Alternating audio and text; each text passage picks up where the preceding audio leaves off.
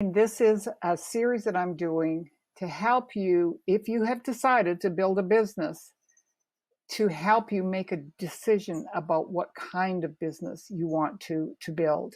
And more importantly, how that helps you to retire. So we talked about longevity. We talked about how finding a business where you feel that you're going to be interested in being in it for a long time, but also that the business can last. It has a product or service that has, as we say in business world, it has legs. It'll run for a long time.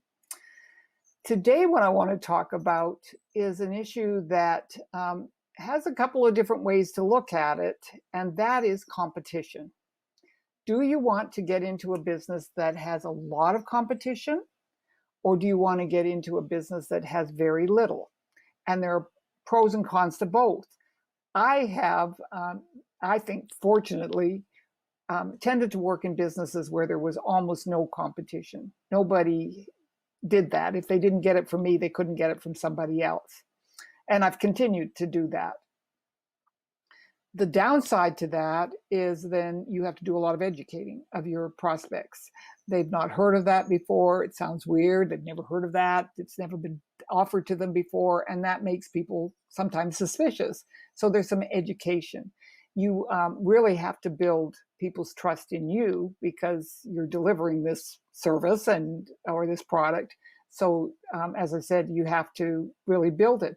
But that's not necessarily a bad thing, because if they like what they hear, you are it, if they want to get that service or that product. The other way to go is into areas where there's lots of competition. People know what it is, say the word, and they're out looking for you. They're out searching for it.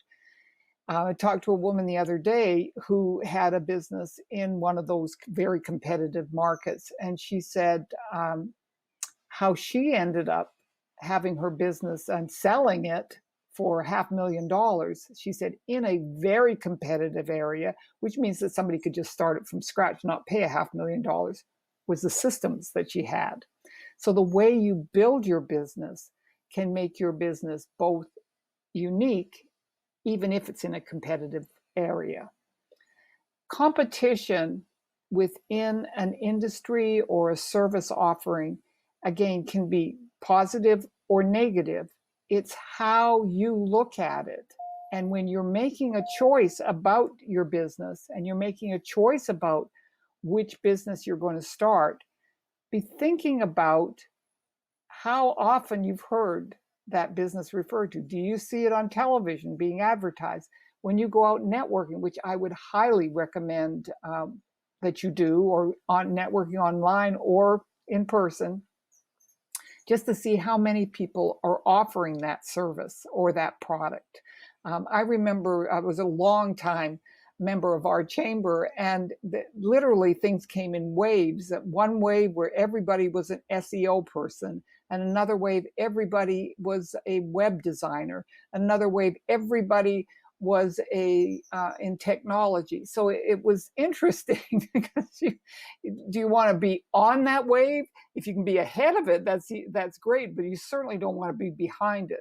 So be thinking about whether you're hearing a lot about that product or service. Do some market research. Nobody in business starts a business without market research, except entrepreneurs.